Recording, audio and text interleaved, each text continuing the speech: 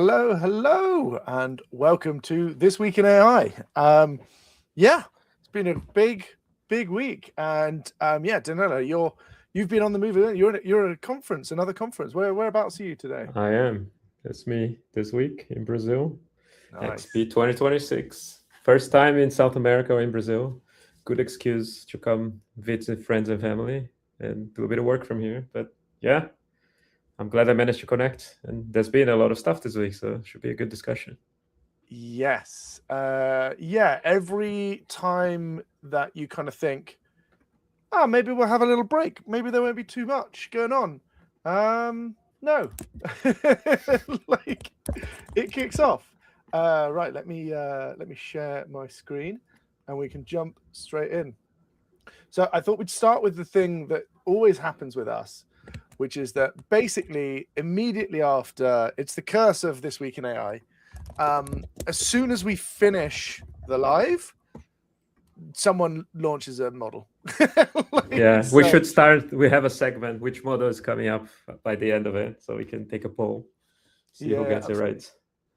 Oh, wait a sec. Let me show the comments on stage. Hey guys, another week. Enjoy Brazil. There you go. Good to see you, Alfred.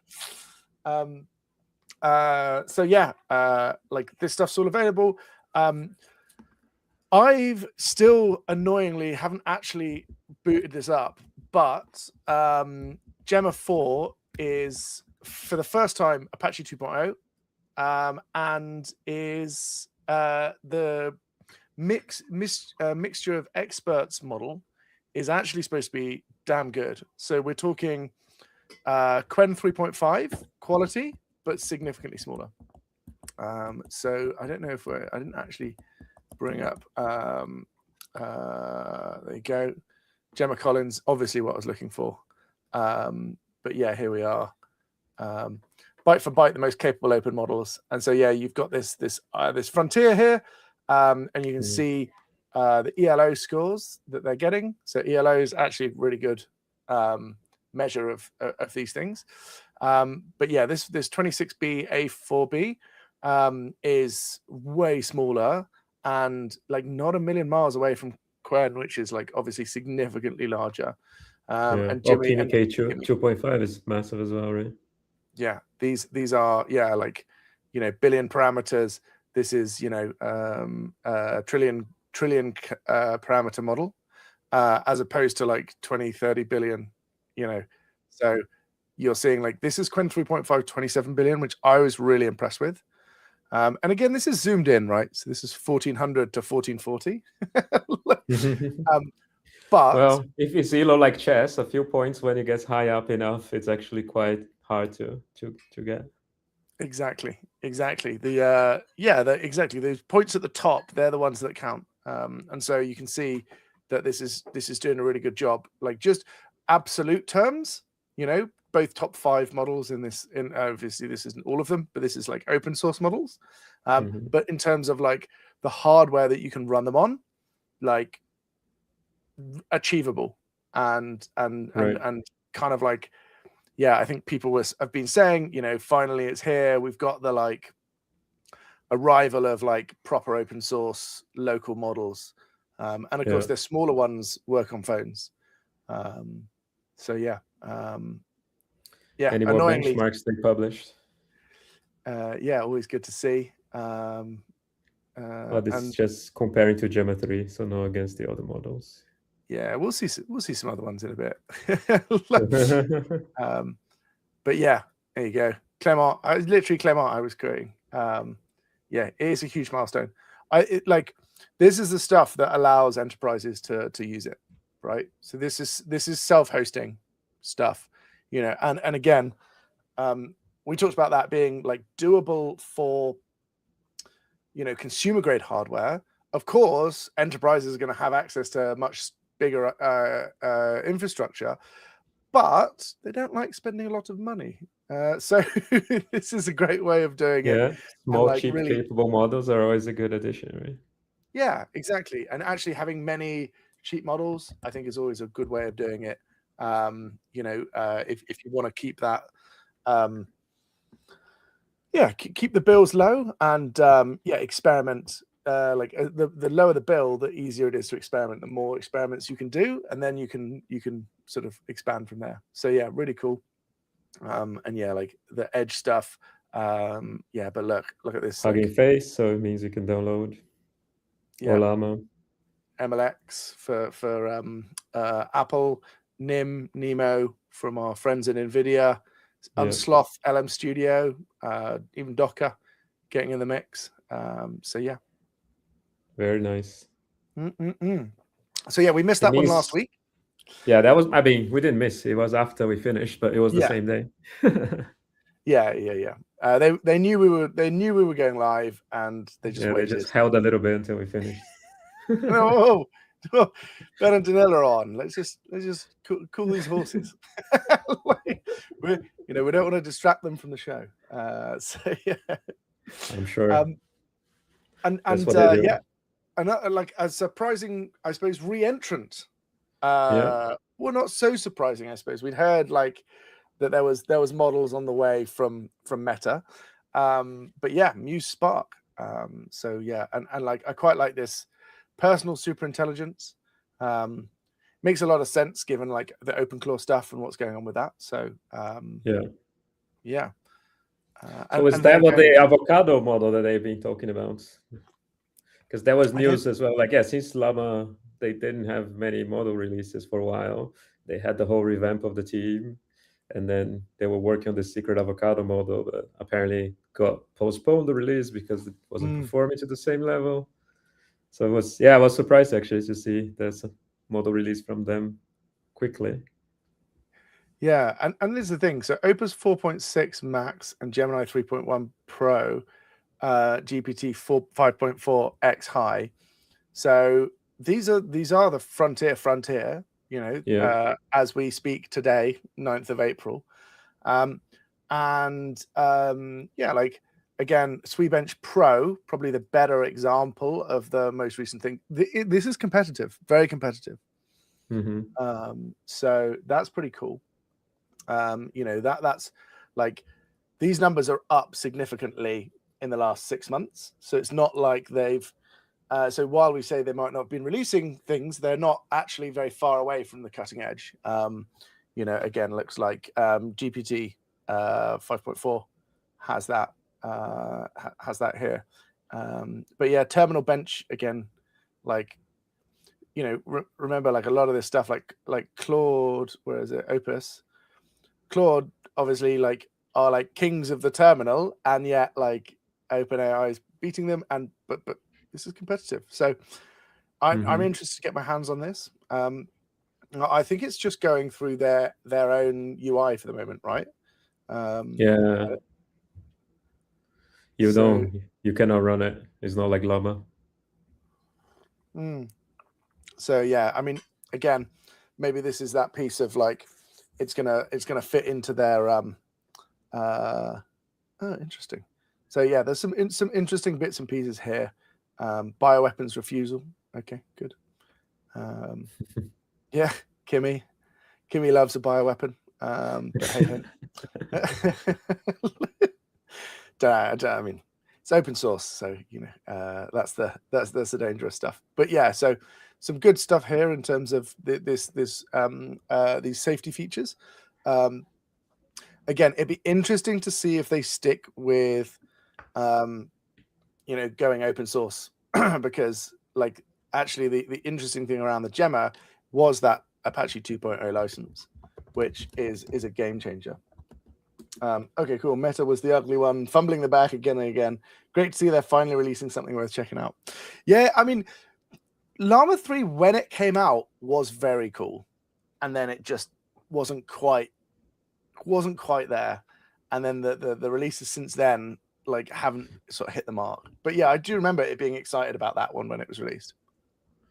Yeah, I think Llama 4 was the disappointment, I guess, when it came out. It kind of left a bit of the frontier. But yeah, it's good to see them back in the race, I guess. Competition for models is always interesting. Absolutely. And yeah, so then I suppose we're on to our sort of it's not really a model announcement, but it is kind of a model announcement. Yeah, From it's a from model non-announcement. I don't know if they or some interesting marketing Oh yeah, wait, I was techniques. gonna find. I had a quote for this. And I mean, this remember when, like, early on, ChatGPT had a similar claim. It's like, oh, our ChatGPT 2 model is too good, we cannot unleash. Exactly. Yeah, And then yeah. everybody's like, what is this secret thing that cannot be unleashed? It just people love what you can get your hands on, right? It's a good. Yeah, exactly. But like this, I Yeah. don't This know. is it. I actually I'm a fan of Anthropic. On From yeah, what was Julian. that? GPT too large is too powerful to be publicly released vibes. Yeah, yeah. So yeah, sure it is, mate. Sure it is. Yeah. But like jokes aside, like security concerns, like if they really found like they're claiming there was tons of vulnerabilities on like open source software, including like BSD, which is the more rock solid people build on BSD if they care a lot about security. And then they first of all they launched this initiative. Yeah, what was it called? Project So Glasswing. Glasswing. And so here it is. Like over the past few weeks, I've used Claude Mythos Preview to identify thousands of zero-day vulns, that is flaws that were previously unknown to the software developers, many of them critical in every major operating system and every major web browser, along with a range of other important pieces of software. Okay, cool. Yeah. So there's actually some technical details here, which is pretty cool. And we can look at the model card in a bit, but so I mean, this is the interesting thing, like this exploitation that they were doing on some previous bits. It's like like what percentage of trials did get access to a successful exploit. Again, this is like massive step changes from their own models, which admittedly were already quite good. But yeah, if we go back to here, so 27-year-old vulnerability in OpenBSD. There you go. So yeah, used to run firewalls and other critical infrastructure.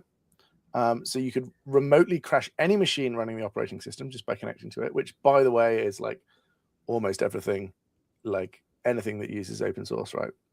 A 16-year-old vulnerability in FFmpeg, which is used by like basically is video. Like that's everything. Like all what you're seeing now, FFmpeg will be involved like multiple points along the way for that. So automated testing hit 5 million times, and several vulnerabilities in Linux to allow the attacker to escalate from ordinary user access to complete control of the machine. So again, if BSD isn't running on everything, like everything in production runs on Linux.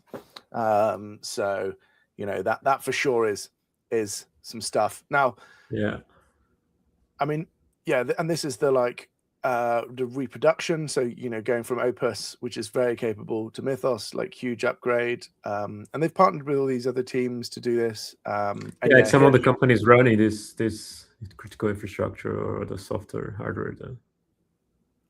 So here we are. Like again. Broadcom, CrowdStrike, Palo NVIDIA, Alto. Microsoft, Palo Alto Networks. big Morgan. Names. And so this is interesting. And then they've brought with it the again the like the agentic coding benchmarks. So we looked at that. Here's it. So with all these frontier models. So the comparison here is so SweBench Pro 77.8, and we're talking 20 percentage points increase on the next best. That's huge. So again, be interesting to see what an average human score is on SweBench Pro. Like I feel like probably, I don't know, it'd be interesting. And then they look at Terminal Bench 2.0, 82. So you're talking like big increases on these metrics.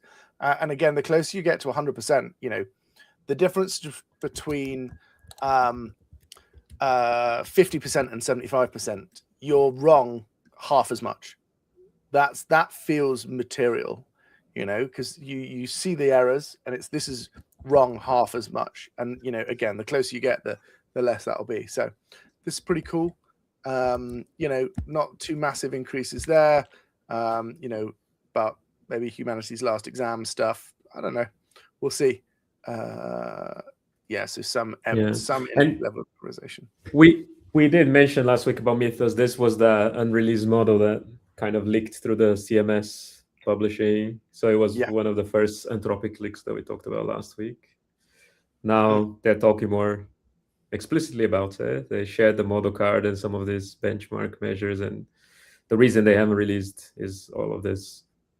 It's too much power, especially from a cybersecurity perspective. They don't want to allow people get their hands on it before some of this critical stuff gets patched, or even doing more testing. My brutal joke was, if only it was a reliability focused model as opposed to a security focused, because this is presumably their platform is rock tight from a security point of view, but from a reliability and like having issues. And I'm guessing these are related to sort of inference and training and other bits. So maybe we're seeing these partial outages that are caused by like resources being allocated more to training, and then spikes of usage that are unexpected. So yeah, I thought that was quite funny. We've got some comments. What do you think about the concern of Anthropic and other AI companies creating a two-tier society? Those who have access to these incredible models and those who are denied.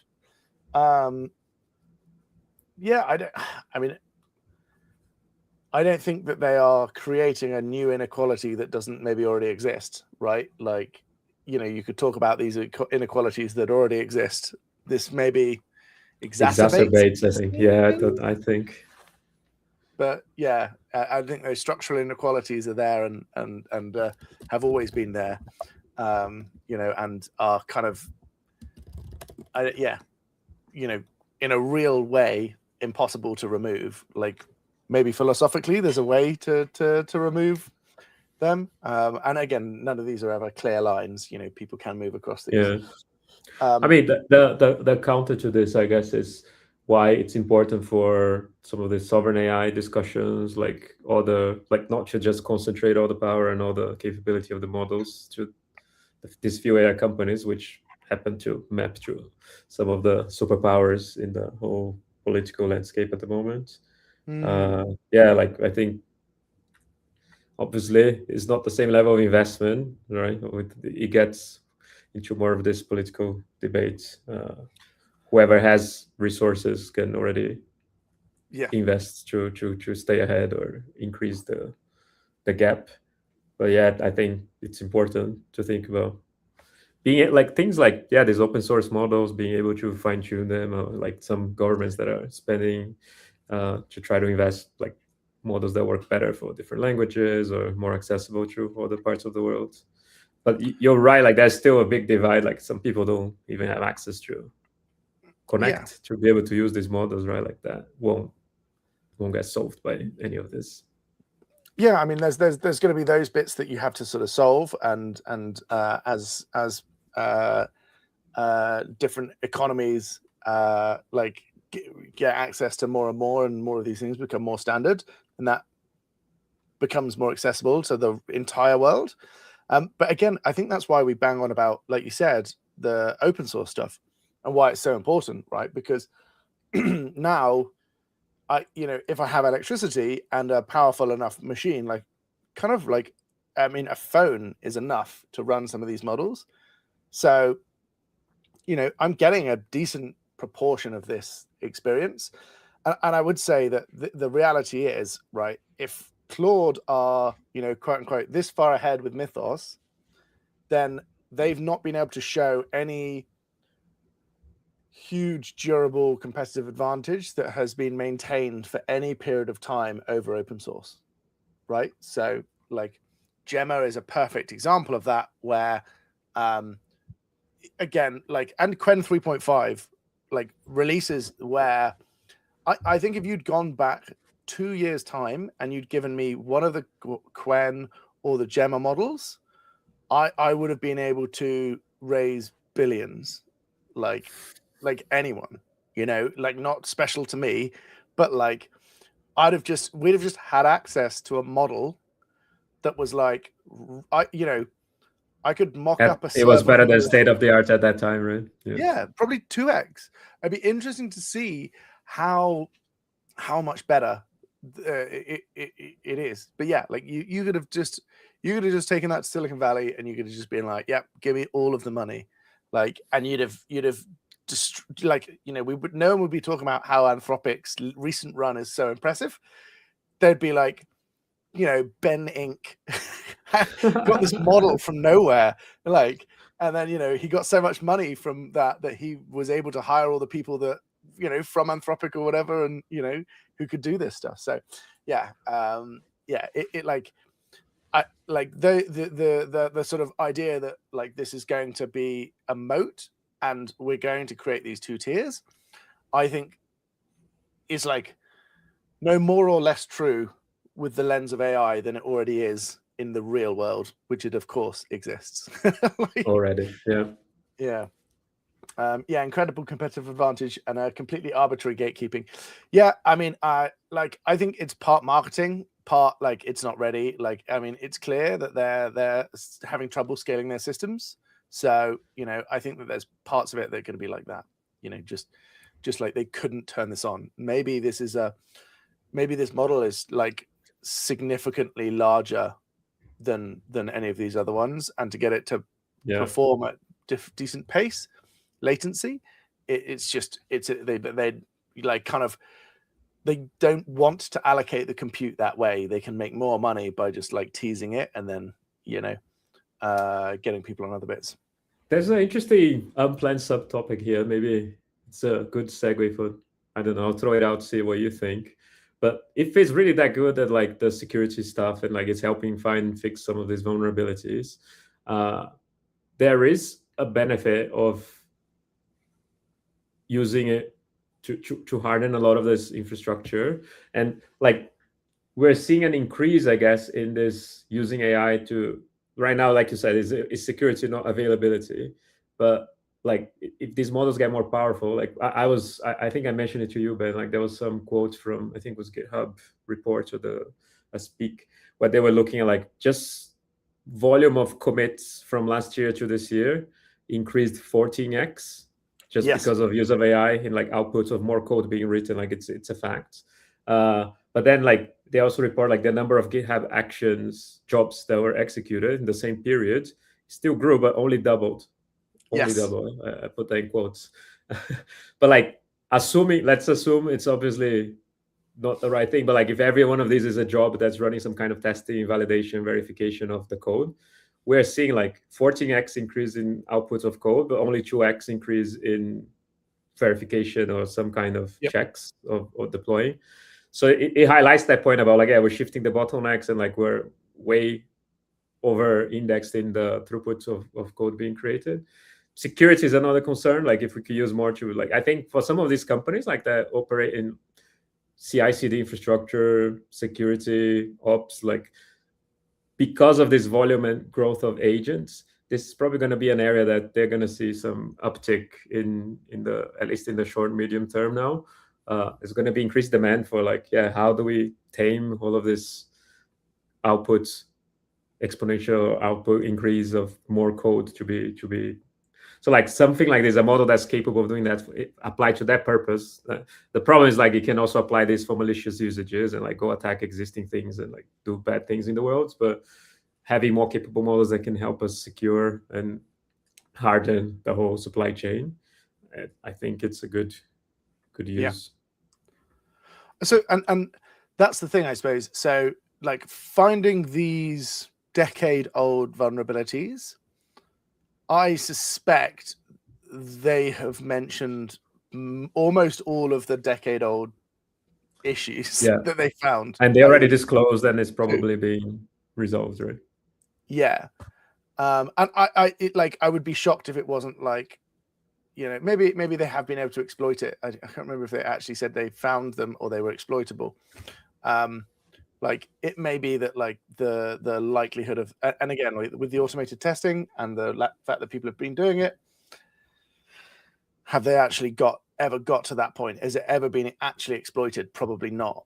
But like I would say, if you've got this volume of code being generated, in some ways, not putting out a model that's capable enough of not exploiting that, i.e. like if this step change, it really is that step change, and it now will produce code that will not expose those vulnerabilities, then actually like the slower that they release it, the more likely they are to make the entire ecosystem less stable, because we're currently using lots of code generation on tools that are probably generating way more security vulnerabilities. So if they've got a model that's, doesn't do that, then actually like delaying it because it could be used to exploit things is like, actually, you have to use it way more to harden things. So you should release it and then things get harder more quickly. And so, yeah, you don't actually have that. Whereas if you delay, or the more you delay, the more like code is being shipped that potentially has these vulnerabilities. I would suspect that 99.9% of the time, vulnerabilities are added in new code, right? like that's what happens. You create something you like maybe haven't thought through fully, or couldn't possibly think through fully all the different ways someone might use that in combination with other parts of the code base or other systems that it's in. And that is kind of what creates the exploit. So yeah, for me, it's like I don't really get the sort of like, oh yeah, this will definitely break everything. And it sounds like so I would say, okay, cool. Well, like if it's found all these things, great. There's actually not a lot of actively used 15+ year code bases, right? Like the list of them is probably not huge. It's probably several thousands rather than like hundreds of thousands. Like you said, we're seeing this exponential increase. Yeah, I mean, a lot of these companies, they run those like bug bounty programs for like people to find. So like there's processes in place, but it's more like the pace, I guess, and like the fact that these models can find even more stuff that is edge case, maybe failure modes that haven't been explored. So a lot of them are closing the bug bounties because so many submissions were being made by AI generated. AI. But yeah, this one, I saw this was quoted last night, where like this critical verification gap of like 96% of developers don't fully trust output, yet only 48% like actually verify it. So like fully and yeah, we don't know how thoroughly verified as well, right? Like this is just like, so 52% do not verify. Like that's a better way of putting it, rather than like 48% verify. So like of the code being like output, how much of it is like actually getting it? And like, again, we've worked in companies and like work with people, like the level of engineer that you need to have to talk about security stuff. It's like, before senior, it's like, yeah, did you escape SQL? Okay, cool. That's kind of it. I don't really like, what other bits do I know? Like some of this stuff is like very low level, very like niche stuff that you need to know to sort of work it out. Okay, yeah. So Ravi, opinions on OpenAI and Tesla. Never checked it out. If it is so dangerous, I'm not sure what that refers to, Ravi. So you might need to clarify that. But yeah, verification automation can be scaled now, though. With more harnesses, it's getting some focus now, either lagging behind for a bit. Yep. And you're assuming everyone pays for the tools or pays for the tiers of LLMs. The creator may not have the budget to use this, but the exploiters will. So that's where their argument holds. Yes, I agree with that. There's a difference in budget. There was a talk last night from David Hewitt and Pablo Galindo that I was listening to, and it was about the open source. They both independently wanted to speak about the problem of AI in open source, and so they ended up combining their talk, which was quite funny. And this was one of the things they quoted. And then the other piece was, they don't have so on this side, you can see the budgets and the difference in the allocation of the budget. So they've committed 100 million in model usage credits to Project Glasswing, right? And other people will cover that. Like in addition, they've donated 2.5 million. So if you look at like how much they've actually given to Apache and the Linux Foundation to staff and solve these things, it's a fraction of the commitment of model usage credits. So I don't know whether this is going to be them doing it and they're controlling it. It's I like, again, I've not read this in too much detail, and it may change over time, but they are giving 4% of what they are committing to spend in cash to these people on the other side who have all these projects to maintain. So like Apache Software Foundation, 1.5 million, like it's not going to do a lot. Like in terms of, I mean, they're raising billions as well, and 100 million commitment in credits. So that's another fine print there, because they're already running this thing. So like the credit is how much they're charging people to use the token. So like there's margin in that. Like there's not actual. At $125 per million output tokens. That's wild. I don't know if we want to say, but like, that's I managed to rack up several, like, was it 8 zeros of tokens in a couple of days using Claude Code quite extensively. That wouldn't have been possible if it cost this much. Like nowhere near. Like that's insane. Again, like you get a lot more input tokens than output tokens, but still, it adds that you don't need very many output like a million output tokens, and you're like you've burnt through like a subscription. So yeah, cool. So we've gone through this stuff, but yes, more Anthropic news. So before we get to the sort of tooling changes they've done, they've got increased their partnership with Google and Broadcom. So yeah, lots more compute. Infrastructure. GPUs. This is just following the trend, right? Yeah, but again, it's very interesting strategically, I suppose. We go back to that sort of circular money sort of diagram. Yeah, exactly.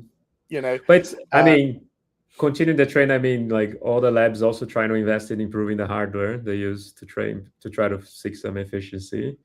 And then investing in the power or the infrastructure to run, whether it's their own hardware, NVIDIA's hardware, all this training workloads, the inference stuff. And then, like you said, they're partnering with the usual suspects. I mean, this is a good point as well.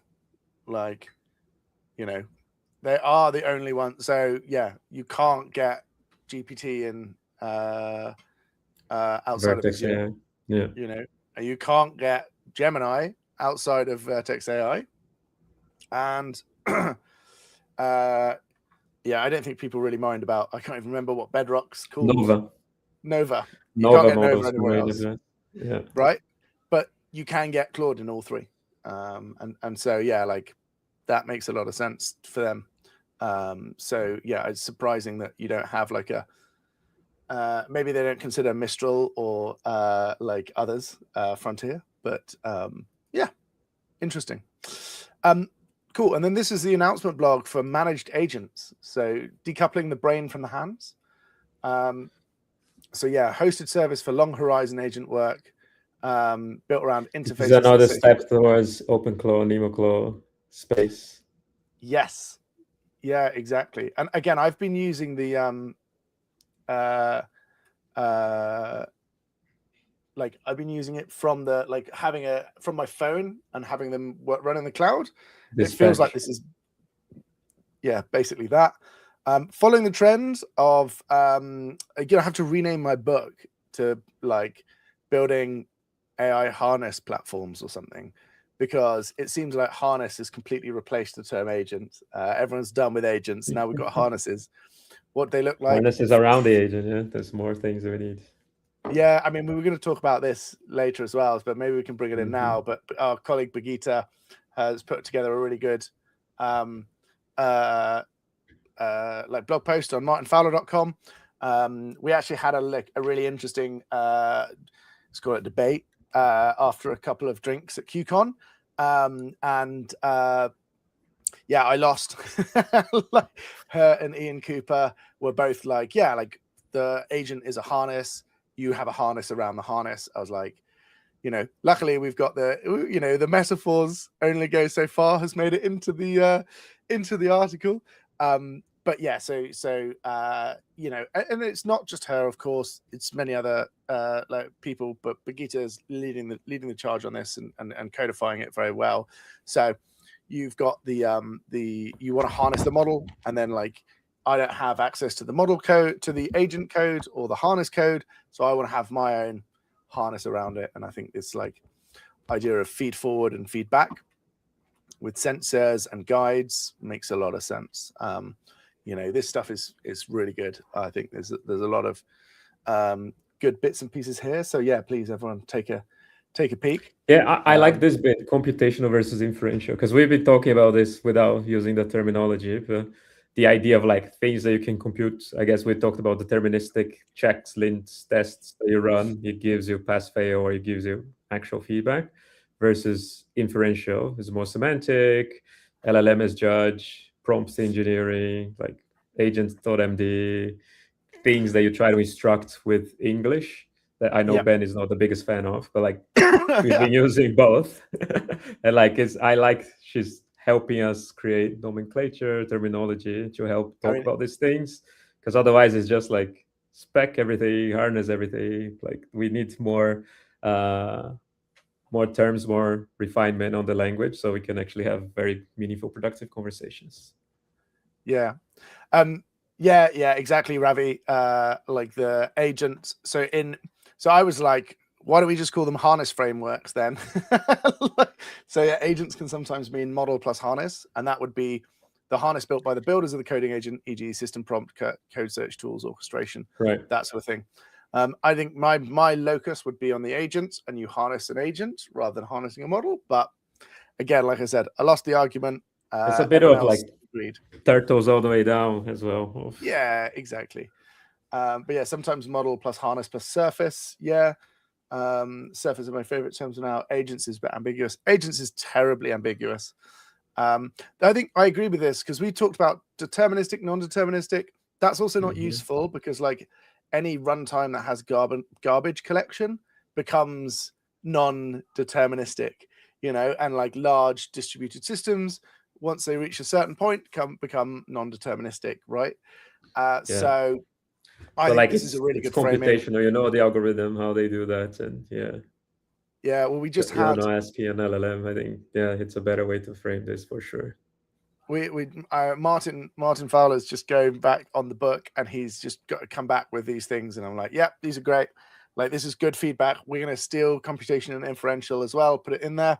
Of course, when we wrote chapter 3, this blog hadn't been published, so this came out this week, so it's like living on the edge. Exactly. And like, just because Birgitta wrote this article doesn't mean people use these terms. That's the other thing. Like, the diffusion of terminology is on us to try to refine and explain how we talk about things and help other people use the same language or come up with better ones.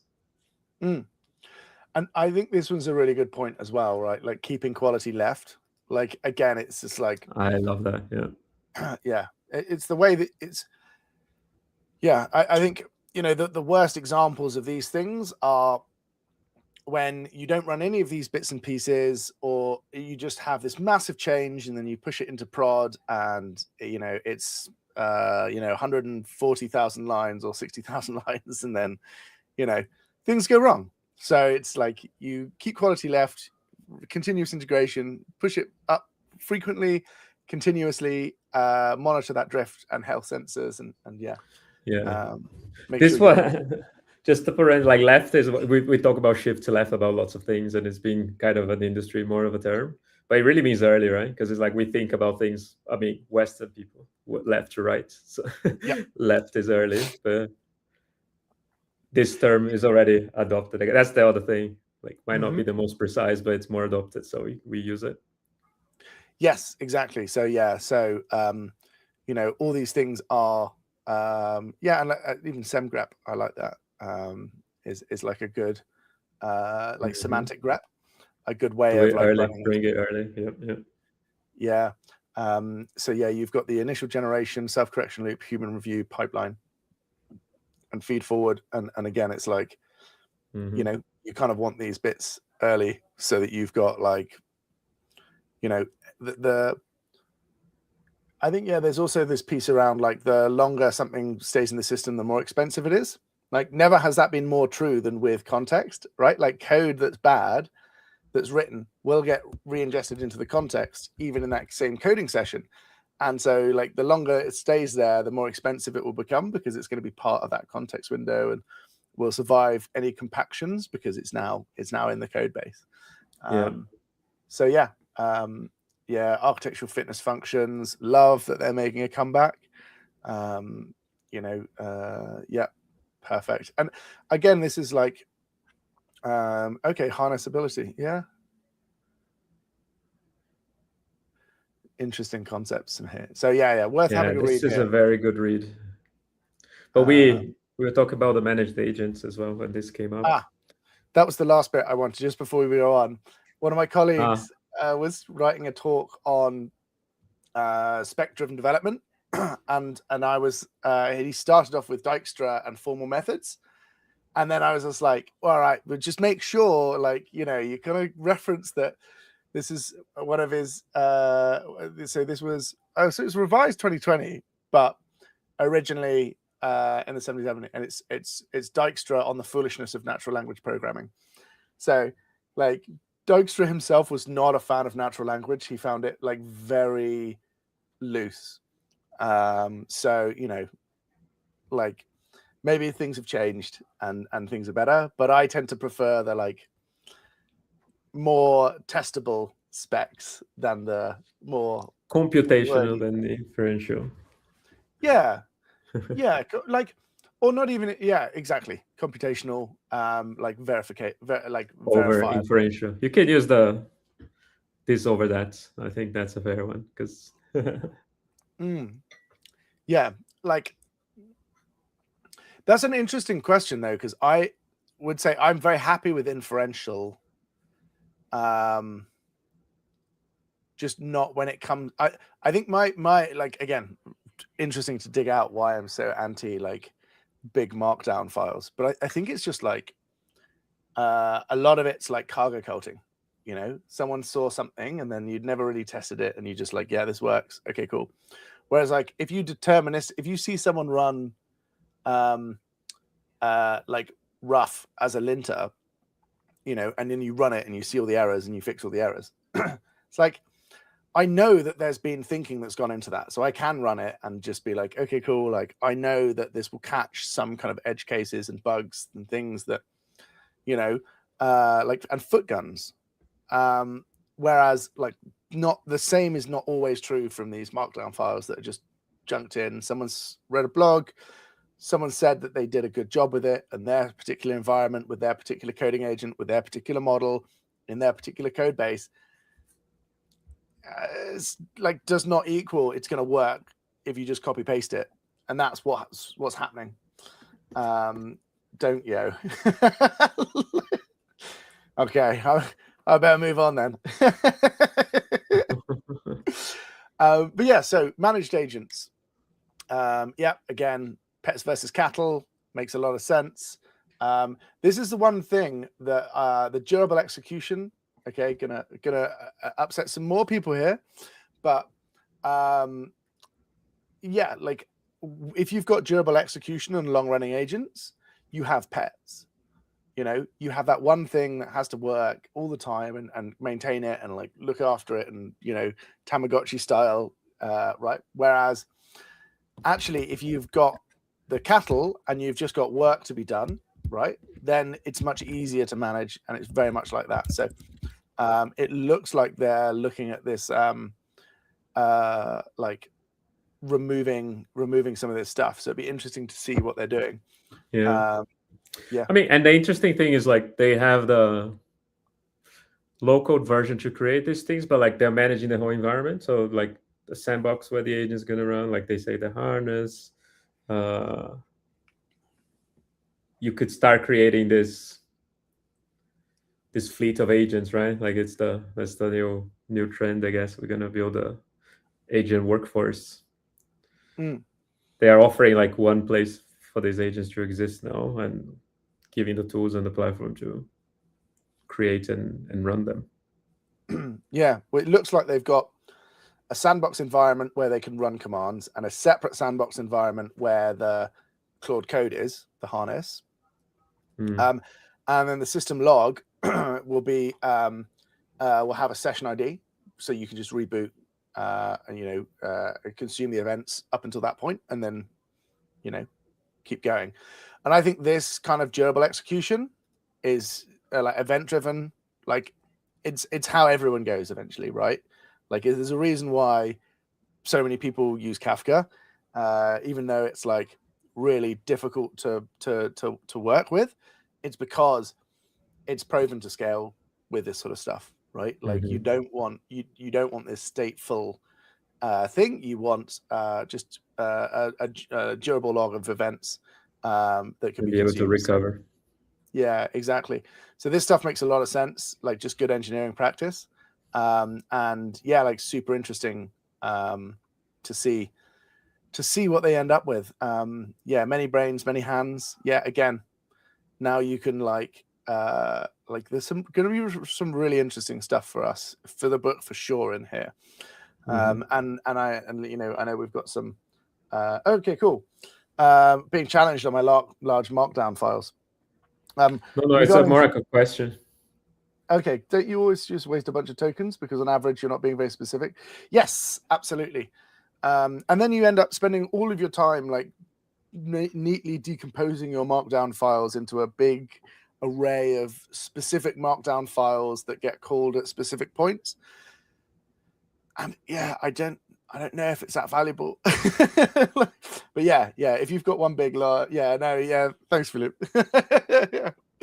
I've just had so many arguments with people around Markdown. It's nice to have a convert. Agree. Just developing code through multi-turn conversations is better than spec-driven for some tasks. Yeah, I think so. For me, I was like trying to think about why this is the case, but it's just like, well, I am the context manager. Like, I know what I want to achieve. I have the context, and I can delegate the context that I know, and like not the context I don't want it to know at that point. And so that's kind of how I think about it more. And then, I also, because I'm a fallible human, I try and remove all the context from my head and put it into deterministic checks so that I then don't have to think about as many of them at the same time. And if I do forget about them, then hopefully the harness, I don't know, like agent sounds so much better, but the harness like yanks it back. I'm with this like small iterative rather than big bang plan.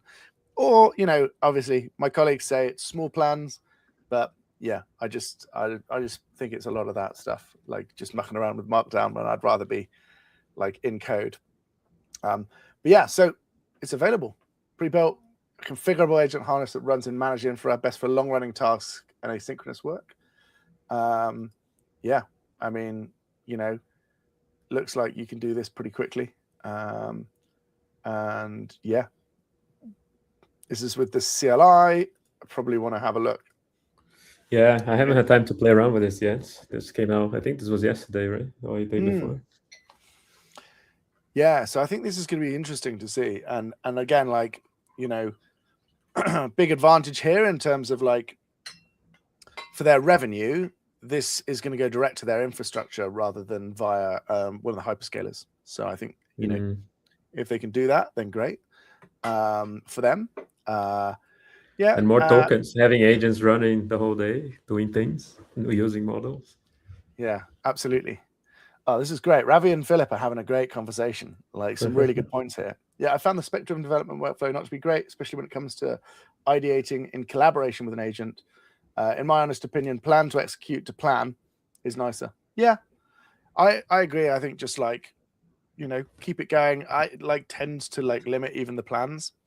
I still think we should make a Thoughtworks agent that's just a red green TDD. Like rather than like plan spec execute is like, like test, like check, verify red, Yeah, get to green, refactor, and then like back to test. that was actually one of the talks here at the conference yesterday. Ken Judy was presenting. Like he called it PDCA check, right? Because he's like, agile is dead now. We Yeah. don't want to use that term anymore. But like the idea of like plan, do, check, act. Like we plan what we need to do some stuff, we verify if it works, and then we reflect. So he actually, I mean, he used skills and Markdown. There's a GitHub repo that he posted. But like he managed to steer the agent to follow like more of a process of like, okay, I'm gonna do a bit of planning. He was using beads to store like the steps of the plan that needs to be executed by the agent. Then he triggered the do, and like he tried to instill TDD. Obviously, we're in an XP conference here, so like the plan steps are very much like red, green. Like you try to force that as like make the test, make sure it fails first, and then like execute the test. So you can steer. It's more. Yeah, but I just think they've not been trained to do that. It's not their natural ability, if you will. Like they can do it if you steer enough. I know what you mean. We should have one that just does it better. Yeah. I've been pitching Danilo that we should just be fine tuning a TDD and refactoring agent and give it some like language agnostic tools. Yeah. SemGrep was a good example. Like that's where is it? Lightweight static analysis for many languages. So semantic grep, you can just grep for like, patterns rather than specific language specific stuff. Like AST grep is the same idea, but for the abstract syntax tree.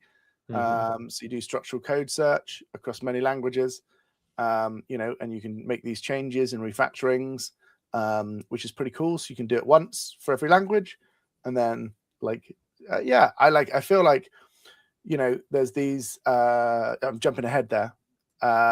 But yeah, I reckon we could do this. It'd be fun as well, don't know. We should do it.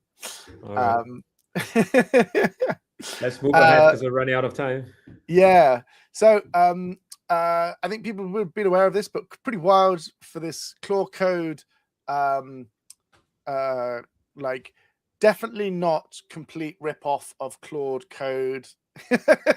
Like rewritten in Rust, which has hit like even faster than OpenClaw or Claude Bot. Was that the first name? Well, so I was looking at this, right, and so if you, actually, I have started. Like the number of stars now, like I don't know if where's like, is this it? No. No. Star history. Yeah, maybe it is this. Yeah, so all time build your. Okay, so there are. Okay, cool. So there are some that are like kind of wild, like 400, 500. Awesome free code camp, public APIs. OpenClaw is here, right? That is like not even 6 months old. And then Linux is. I want to say 3 months old. Was it? No, 6. You're right. They started in November. I think so. I knew it started last year, but I wasn't certain. Yeah, it wasn't popular. It got popular this year. Yeah, you're right. Yeah, and then so you're literally talking like, isn't that crazy? Like that it's 6th of all time in 6 months, and this one here is on its way behind. Oh, I've lost it. Anyway, it's on its way to catching up. It's kind of insane. Yeah. But yeah, Claude Code was the clean room re-implementation of something like Claude Code, because with the leak of the source code, I think Anthropic, when the takedown notices, just getting all the repos that start popping up to shut them down. So they started a new implementation. Nice. And we've got some more from Philip and Ravi. So yeah, I like the plans as I typically kick off multiple different streams of work in parallel, then only execute on one. Yes, I've used to do a lot of that, and now I kind of prefer just a solo focus, or because I use NeoVim, I will sometimes kick off something for NeoVim in the background, because that's like a throwaway task and I don't mind as much about it. But my primary, I try to like not have multiple things I'm focusing on. And then, so you just use Markdown for documenting all changes in brief, the software from now when it started, because reading Git commits is a bit more work. Think of the same thing. People are really turning to GitHub as a viral site like never before. Repos didn't have so many stars 1 or 2 years ago. Yeah, so non-tech folks are starting repos. Yeah, so we have new repos, and again, that's probably we didn't talk about that. That's controversy on that. We're gonna run out of time. Yeah, maybe we forgot to put on the agenda the Man Palace debacle. Oh, of course, yeah. We can talk about that.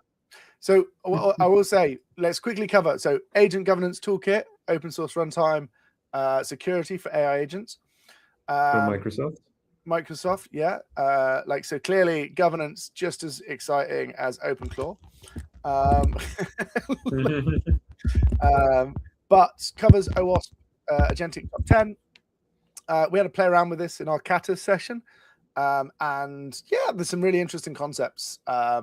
I think there's a lot of vibe going on, but there's some really interesting ideas, and we can maybe dive into them later. But maybe very quickly we can just look at the oh my gosh, I had this earlier. Maybe it's tutorials. Yeah, tutorials we went through. So the trust and identify identity is quite interesting.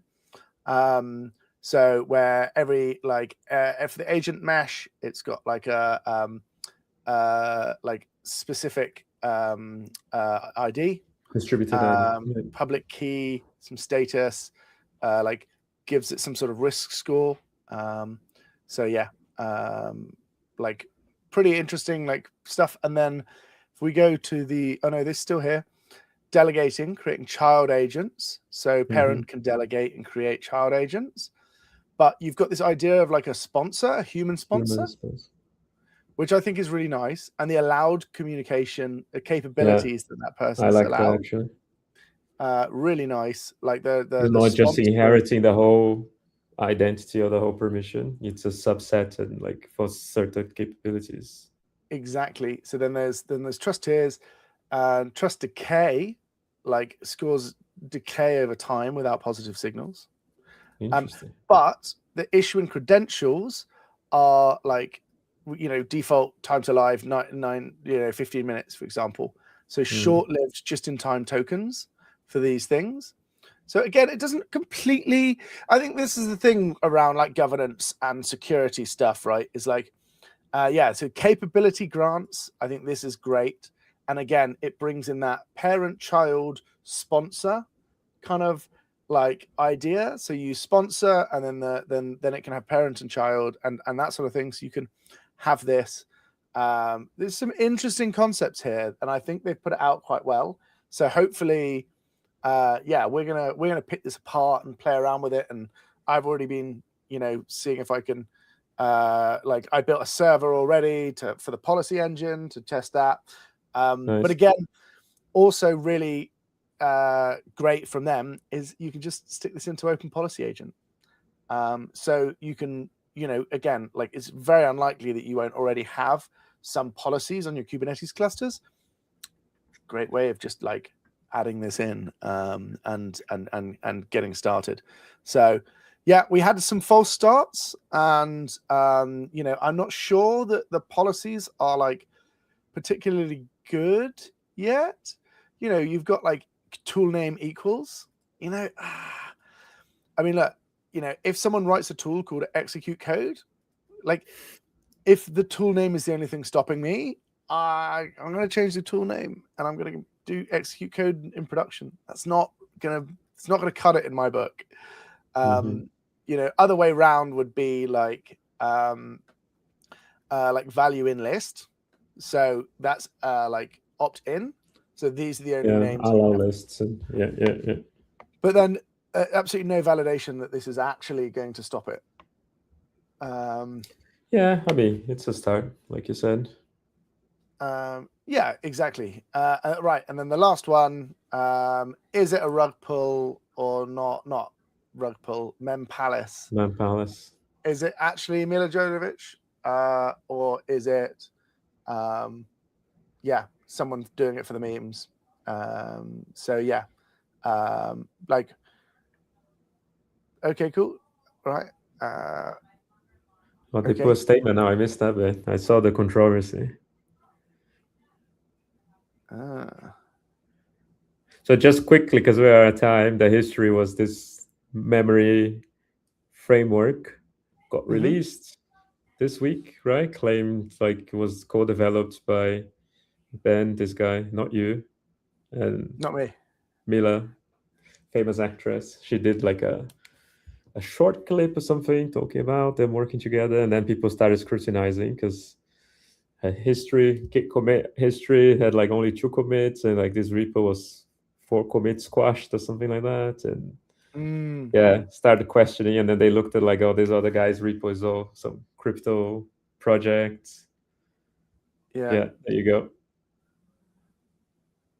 So yeah, there was a lot of debate. I missed the latest, so I need to get up to date. I've been on the conference. I'm one day out of date with the news, but miles behind. Yeah. I feel disconnected. It's probably it's interesting. Is it a pump and dump? I don't know if there's a crypto. I think there is a crypto. Yeah, I don't know if there's a crypto thing, but like, yeah, it's definitely like a marketing thing around to get this thing to get lots of eyes on it, right? From a publicity stunt perspective. Yeah, interesting. We should run mythos against it to see what are the security vulnerabilities of this repo. Let's ask Anthropic to help. Yeah, I suspect there's something dodgy somewhere. Yeah. But then there's so much scrutiny. I'm sure it's gone now, or I don't know. It'd be interesting. Anyway, end on that. Honestly, another week full of things. Yeah, every week. I'm bummed I'm going to miss next week because I'm taking some time off. So I'm going to be way out of date. So I'm going to need your help, Ben, when I'm back after a week to retrain me. I'll be unfit for work. You'll be grand. Like take the time off. That's the beauty, right? It's like if the news comes that thick and fast, then you only need to wait another week and you're fine. Yeah. I like that. Makes me feel a bit better. Yeah, exactly. Yeah, you've earned the break. All right, everyone. Thank you so much. Have a wonderful day. Thank you. I'll see you soon. See you soon. Bye. Bye.